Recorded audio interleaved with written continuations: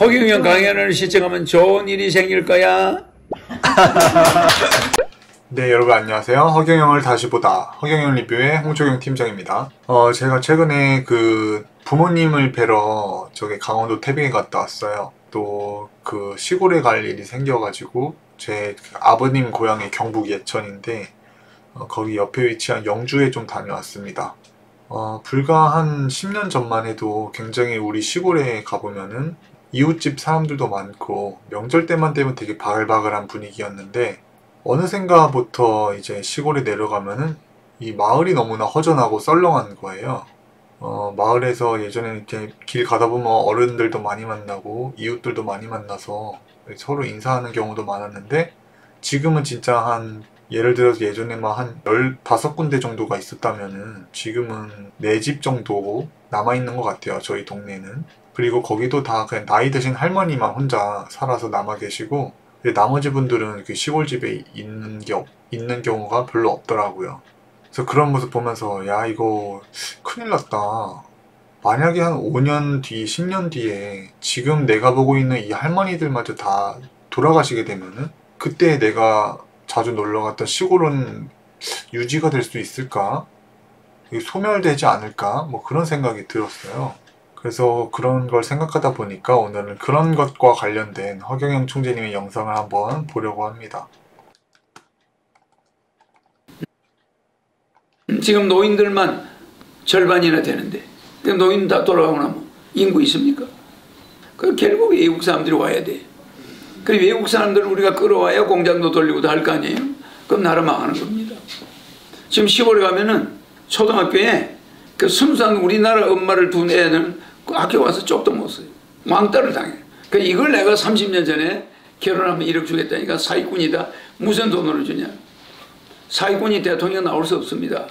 사기 한 번만 치면은 대통령 출마 자격이 없어요. 그런 사람 보고 사기꾼이라고 그래요? 정말 대통령 출마 자격에는 경찰서에서 이 사람이 지금까지 다른 특별한 범죄가 없다는 확인서를 받아서 첨부 안 하면 대통령 등록이 안 돼. 그냥 대통령 나갈 사람은 마음대로 행동을 평생 조심해야 돼요. 그게 얼마나 조심했겠어요. 네, 이렇게 짧은 쇼츠 영상을 한번 보았습니다. 지금 살고 있는 노인들 돌아가면 우리의 생산 인구가 없어진다. 특히나 그 문제는 더 시골, 소도시 같은 경우 더 심해질 것이고 그러한 부분에 대해서 말씀해 주시고 또한 지금은 이제 농촌뿐만 아니라 이미 공장이나 건설 현장을 가보더라도 정말 그 외국인 노동자분들이 많아요. 그분들이 한국에 와서 이제 우리 일하면서 돈을 많이 벌어가지고 그 돈을 이제 고국에 있는 가족들에게 이제 돈을 많이 보내죠. 본인은 이제 숙소 생활하면서 돈은 거의 안 쓰고 이제 대부분의 그 번 돈을 자기들 나라로 보내가지고 부모님과 뭐 가족들을 먹여 살리는 데 쓴단 말이에요. 우리 국민에게 돌아갈 수 있는 일자리가 해외 외국인들에게로 인해서 대체되고 있고 또한 그런 외국인들이 벌어가고 있는 돈은 그대로 그 해외로 빠져나가기 때문에 대한민국에서 돌아야 될 돈들이 자꾸만 해외로 빠져나가고 있는 것이죠. 그것에 대해서 허경영 총재님께서 또 한번 짚어주시면서 말씀을 하시고요. 그래서 이 허경영 총재님께서는 이러한 그런 생산 인구의 부족, 노동력 부족에 대한 문제가 어디에서 가장 크게 기인이 되었냐면은 인구가 부족해서 그래요. 인구가 만약에 많고 계속해서 아이들의 그런 수가 늘어났다면은 자연히 일자리들은 한국인들로 인해서 채워지게 되고 한국의 경제에 흐르는 돈이 자국 내에서 이제 원활하게 건강하게 이제 흐를 수가 있는데 가뜩이나 인구는 주는데 이 줄어들고 있는 인구가 이제는 직업에서 좋고 나쁘고를 너무 따지면서 이제 싫은 직장은 이제 찾지를 않는다는 거죠. 그러니까 거기에 대해서 어쩔 수 없이 우리나라 입장에서는 외국인 노동자들 데려와서 그 사람들 써야 되고 그러다 보니까 자연히 이제 대한민국에도 많은 외국인들이 지금은 살고 계시고 뭐 일을 하고 계신데 이것이 다 어떻게 보면 인구 문제에서 기인됐고 허경영 총재님께서는 그 당시 30년 전에 이런 인구 문제로 벌어지게 될 다양한 사회적 문제들을 이미 그 당시에 다 꿰뚫어 보셨기 때문에 그 당시에 그 해법을 제시하셨단 말이에요. 그래서 그 당시 처음에 제안하셨던 게 출산하면 출산모에게, 출산한 부부에게 3천만 원을 현금으로 일시에 지급해야 된다.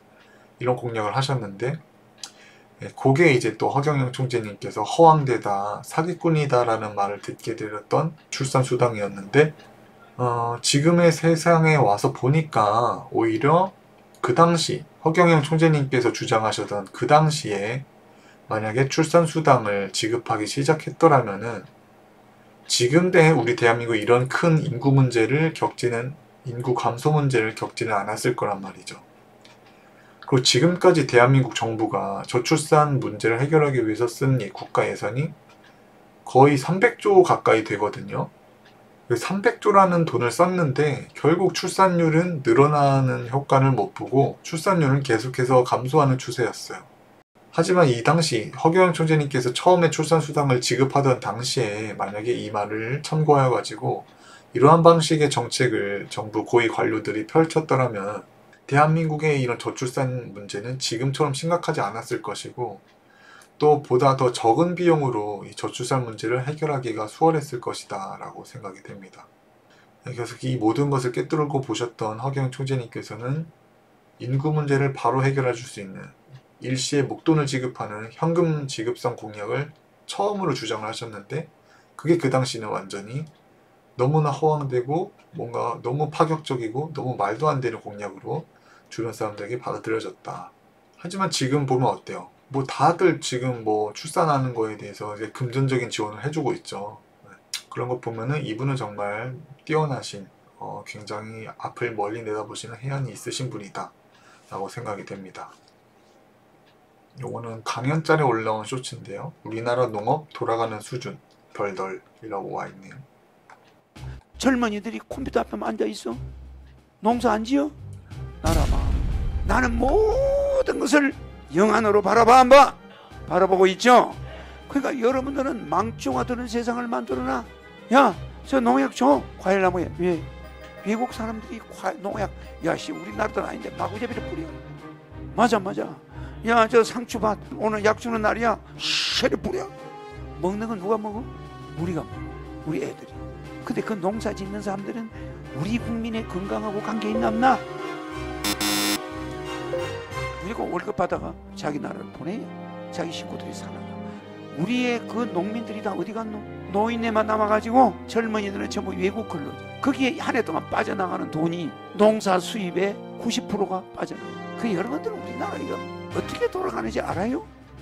젊은이들이 네, 일단 이 농업이 무너진다는 것도 굉장히 큰 문제죠.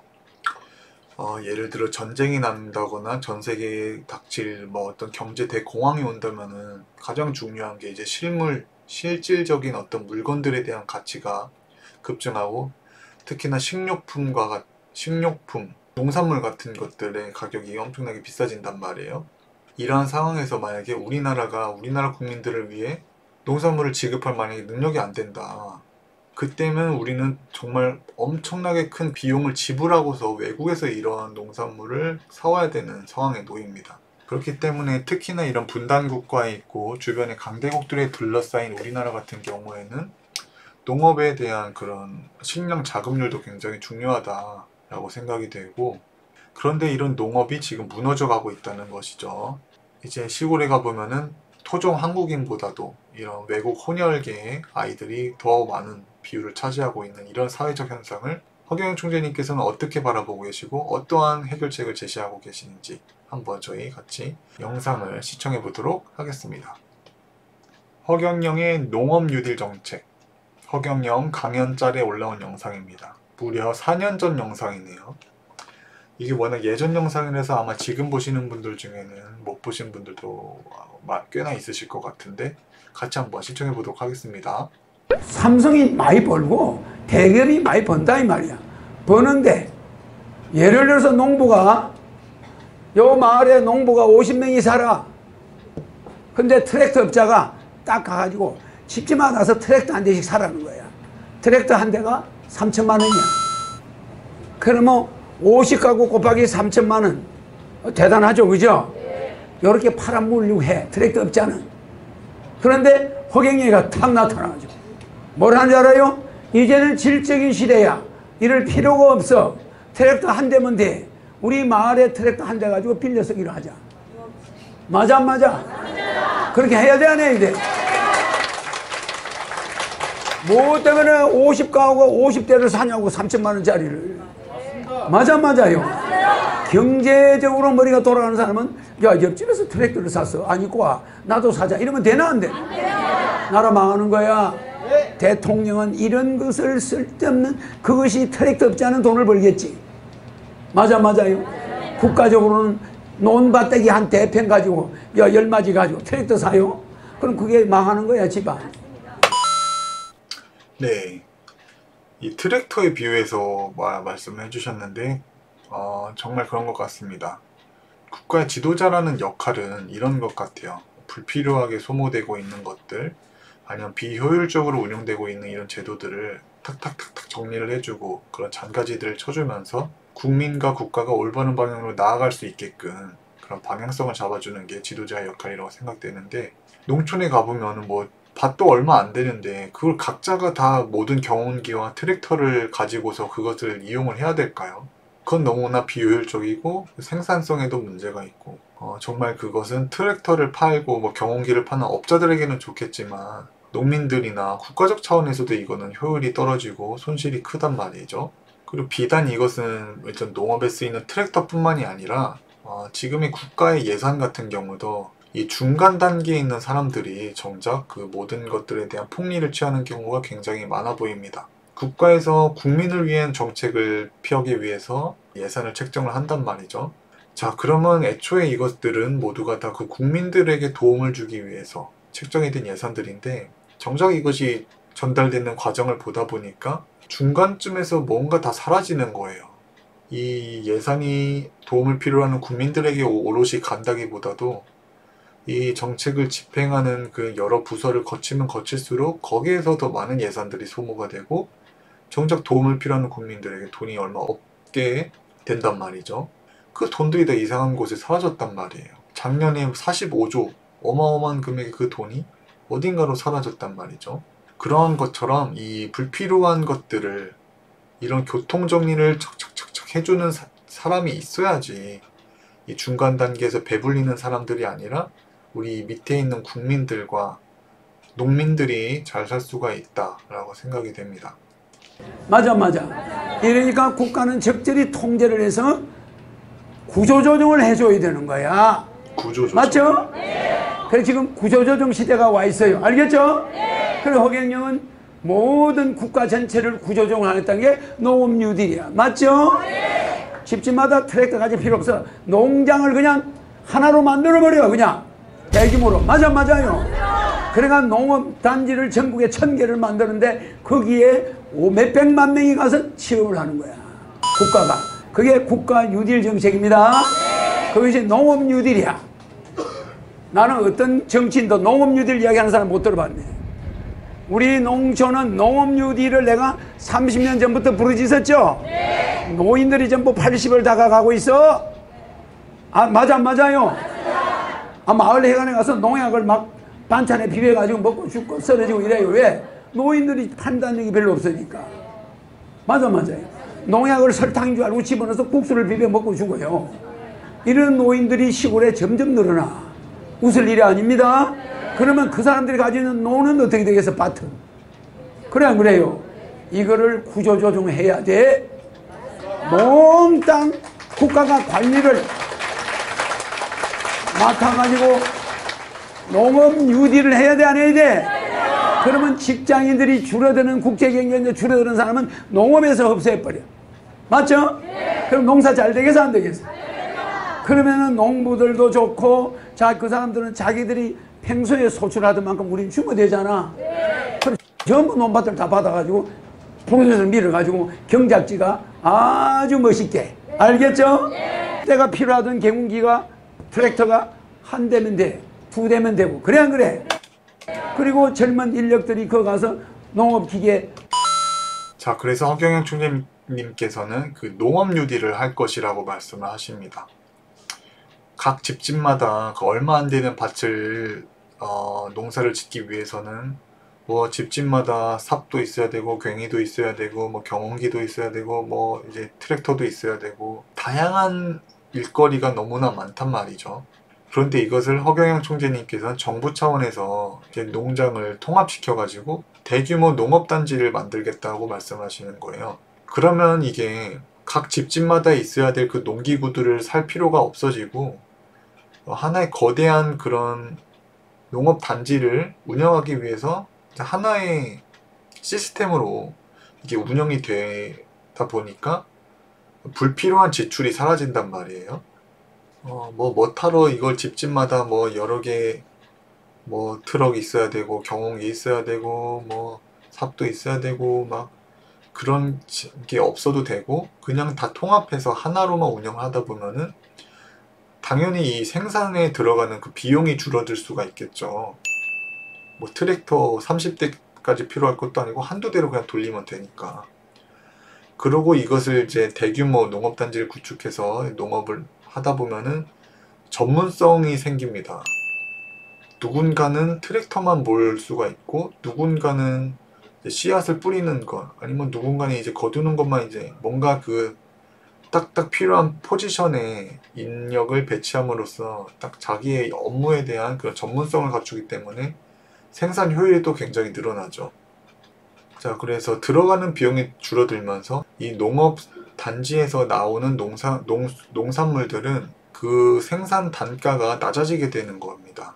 그래서 보통의 그런 각 집집마다 각 농장 주인들마다 이제 밭을 운영하고 농사를 지었을 때는 비용이 보다 더 많이 들고 그 수확량도 기대만큼 많지 않을 때가 있지만 이것을 다 통합해서 대규모로 이 농업단지를 운영하게 되면은 거기에 들어가는 비용이 절감되고 효율성이 늘어난다.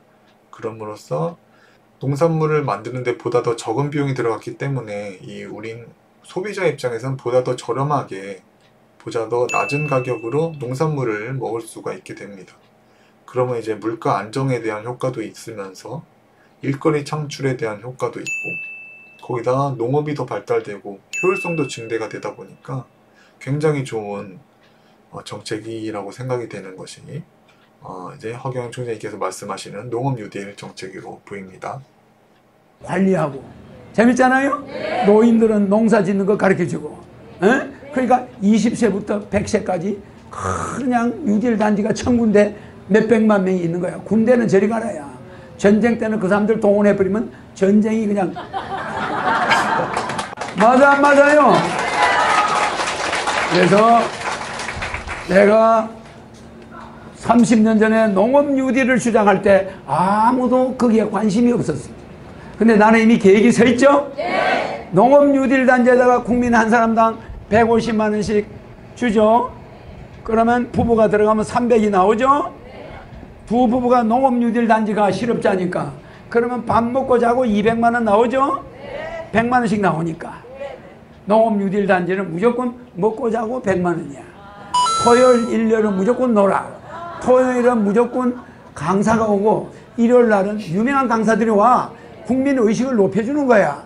일요일 날은 무조건 우리나라 예술인이 많으니까 가수가 총동원돼. 알겠죠? 그러니까 뉴딜 단지마다 가수들이 바빠요. 그러니까 연예인들이 배가 고파 안 고파? 자, 배당금 150만 원씩 나와. 맞아요. 부를 때마다 돈 줘. 노래 부를 때가 천지만지야. 맞아요. 그러니까 국가가 생기가 도다 안 도다? 아니 나는 요새 생활이 어렵서 이런 말 하는 사람 단 한 명도 만날 수가 없어.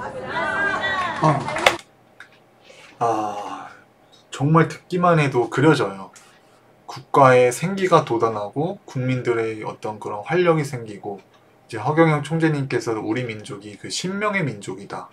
우리나라 국민들은 기를 살려주고 신명을 나게 하면은 대단한 힘을 발휘한다. 이런 말씀을 여러 차례 해주셨는데 정말 이 국가 지도자라는 것이 뭐 다양한 어떤 실질적인 문제들을 이제 알아채고 거기에 대한 해법도 있어야 될 것이고 좋은 방향으로 국민을 이끌어야 되는 것도 있지만 또한 한편으로는 그 국민들에게 그 신바람 나는, 그 신명 나는 그런 활기를 불어넣을 수 있어줘야 되는 것이 또 굉장히 중요한 것 같습니다. 그 새마을 운동하면서 우리는 비록 가난하고 좀 못 먹고 살아도 우리 후손들에게는 가난을 물려주지 말자, 이런 정신과 이런 흥을 불어넣어 주면서 우리 대한민국이 한강의 기적을 이루면서 이렇게 경제가 발전했던 것처럼 이 국민들의 길을 살려주고 국민들에게 이런 활력을 확 넣어줄 수 있는 이런 게 진짜 고차원적인 지도자이고, 허경영 총재님께서 또 뭐 이런 것도 있잖아요. 생일을 맞은 국민들에게 금일봉이랑 생일 선물 지급하겠다. 이런 것들도 다 보면은 그냥 딱 아시는 것 같아요. 그냥 어떻게 해야 이 국민들의 길을 살려주고 국민들이 나라를 아끼고 국민들이 국가의 지도자를 진심으로 섬길 수 있고 존경할 수 있게 하는지를 굉장히 높은 차원에서 이런 정책들을 다 예비를 해두셨다는 것이 지금 다시 봐도 참 놀라운 부분이고, 이러한 분이 정말 대통령이 되시고 세계를 이끄실 그런 지도자가 되셔야 된다라고 생각이 됩니다. 야, 그 월요일부터 금요일까지 일하고 막 토요일에는 이제 강사가 오는 거예요. 강사가 와가지고 막 국민들의 의식을 고양시켜주는 막 그런 좋은 강연을 또 듣게 되고, 또 일요일에는 막 전국에 막 전국 노래자랑이 열리는 거죠. 농업유들단지에서 막 온갖 가수들이 막 충청도 갔다가 뭐 전라도 갔다가 경상도 갔다가 강원도 갔다 하면서 우리나라에 얼마나 노래 잘하고 진짜 뛰어난 재능을 가진 그 예능인들이 많나요. 거기에 대해서 국민들은 좋은 강연도 듣고 가수의 공연 보면서 흥도 나고 뭐 이렇게 생활할 것을 지금 상상만 하더라도 야, 우리나라 정말 살기 좋은 나라 되겠다, 그런 생각이 들고요. 뭐 보면은 허경영 총재님의 정책은 좋은데 뭐 신적인 거는 모르겠다, 뭐 메시아, 신인 이런 거는 난 못 받아들이겠다, 뭐 이런 말씀 많이들 하시거든요. 근데 저는 이제 많은 예언서들 좀 접해보다 보면은 공통된 의견들이 있어요. 앞으로 어떻게 환란의 시기가 올 수 있겠지만 그 시기를 지낸 다음에는 굉장히 평화롭고 굉장히 살기 좋고 조화로운 그런 시대가 온다고 많은 예언서에 나와 있습니다. 뭐 요한계시록, 뭐 추배도, 타노스님의 예언, 뭐 신디 제이콥스, 타골, 그분도 동방에 등불이 켜지는 날 전 세계가 뭐 평화를 맞이하게 된다, 그런 말씀을 하셨고, 채널러들 뭐 아니면 막 영적으로 막 하느님의 부름을 막 이렇게 보는 분들도 이렇게 얘기하는 것이 좋은 시대가 온다. 근데 그 좋은 시대는 동방에서부터 그 좋은 시대가 오고 굉장히 뛰어난 한 사람이 천년왕국을 건설하고 뭐 황금시대를 연다, 태평성대 시기를 인류에게 선사한다, 뭐 이런 얘기가 진짜 많거든요. 다양한 예언서들 보다 보면은. 그러면은 이제 생각해 보게 되는 거죠. 야, 동방에서 누군가 한 사람이 나타나는데 그 사람이 굉장히 행복하고 즐겁고 신명나고 흥이 나는 세상을 만들어준다고 한다. 그럼 그 사람은 과연 누굴까? 만약에 그러한 사람이 나온다면은 그러한 사람의 어떤 행적이 있을 것 아닌가?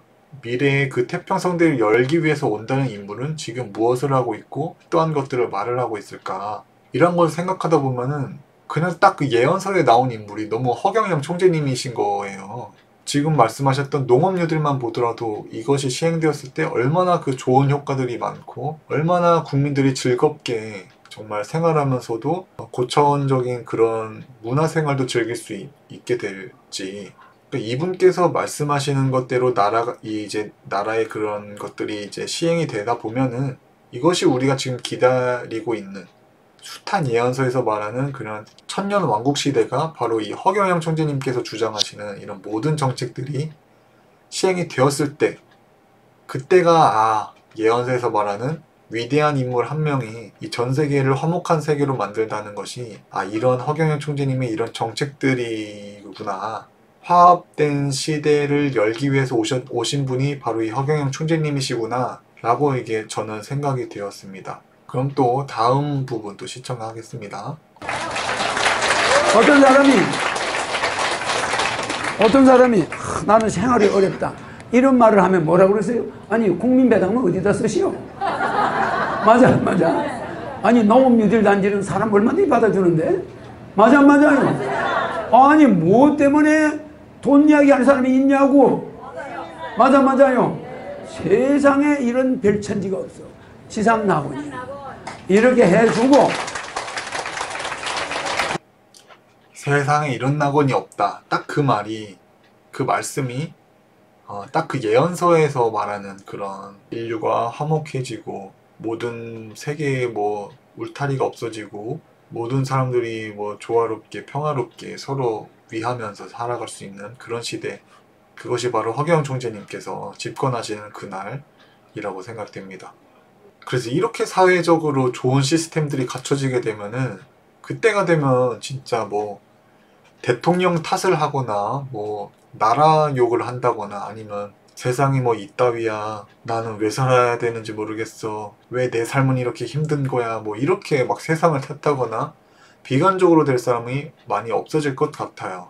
기본적으로 국가에서 국민배당금이 나오고 이렇게 어떤 일자리에 대한 것들이나 노후에 대한 문제들, 또 국민들의 삶의 수준을 높여주기 위한 장치가 많이 고안이 된 그런 시대에는 이렇게 삶을 더 이상 비관적이고 비판적으로 패배자처럼 이 삶을 살아가는 사람들은 많이 없어질 것이라고 생각이 되네요.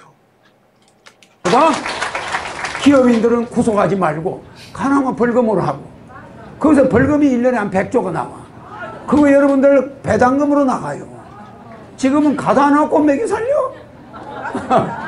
아니 재벌들을 가다 놓고 먹여 살린다니까.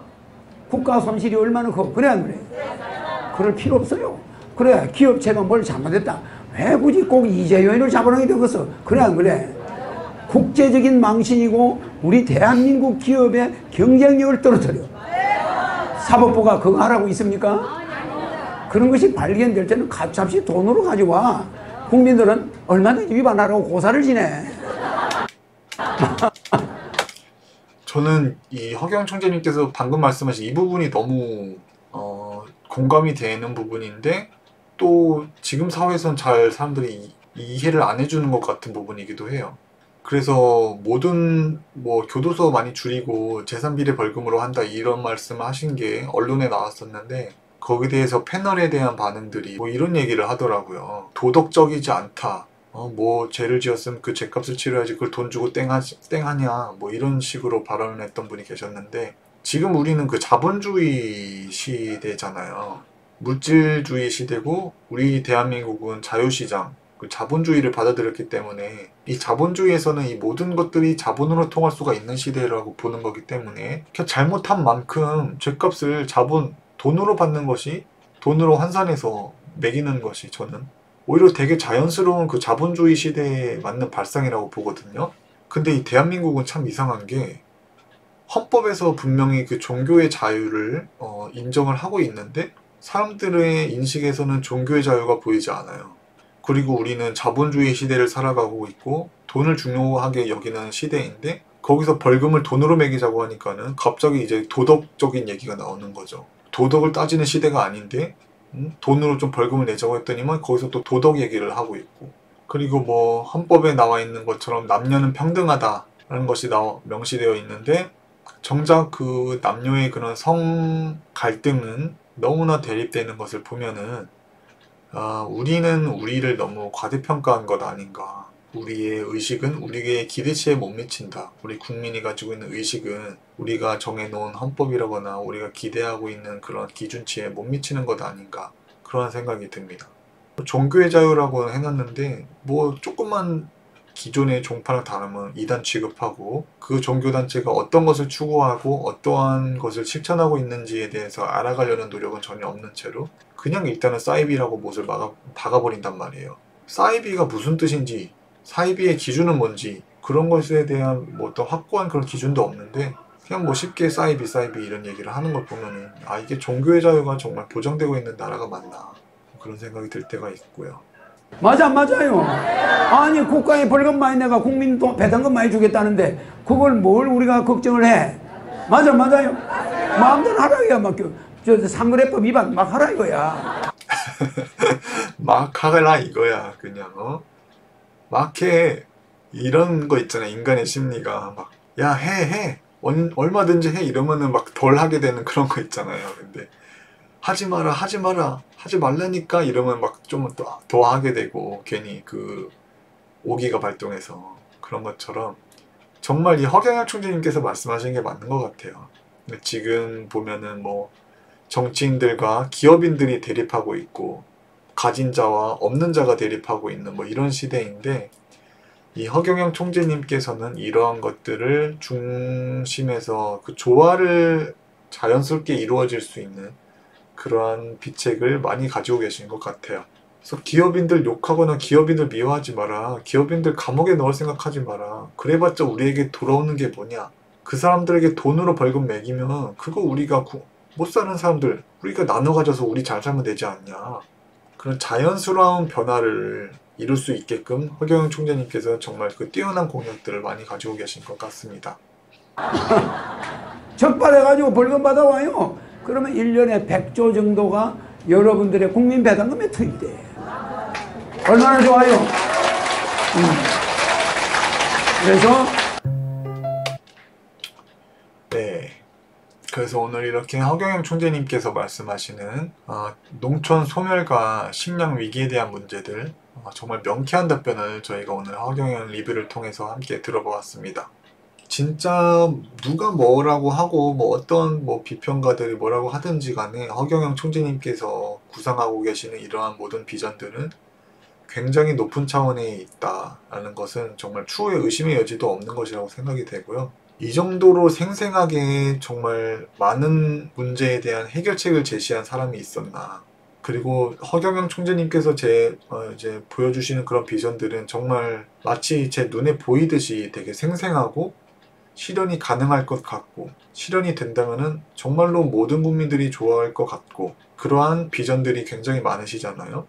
정말 여지껏 이런 분은 대한민국 역사상 없었다. 그리고 우리는 이런 분과 동시대에 살아가면서 이런 분의 말을 들을 수 있는 것도 어떻게 보면 굉장히 큰 복이구나, 그런 생각을 하게 됩니다. 그래서 저는 농촌 뉴딜 정말 꼭 시행이 되었으면 좋겠고, 뭐 당연히 시행이 되겠죠, 나중에. 미국의 그 농사 짓는 그 모습을 보면은 거기는 완전 비행기, 거대한 트랙터와 비행기로 이제 농약을 완전히 살포해버린단 말이에요. 굉장히 농약을 많이 쓰는 것으로 보이고, 또 그 밀가루를 가공할 때 어떠한 성분들이 들어가는지, 그리고 미국에서 그 밀가루를 가공해서 다른 나라에 수출하기 위해서는 뭐 방부제나 어떤 약품 처리가 들어갔을 건데, 그것이 과연 우리 몸에 해롭지 않나.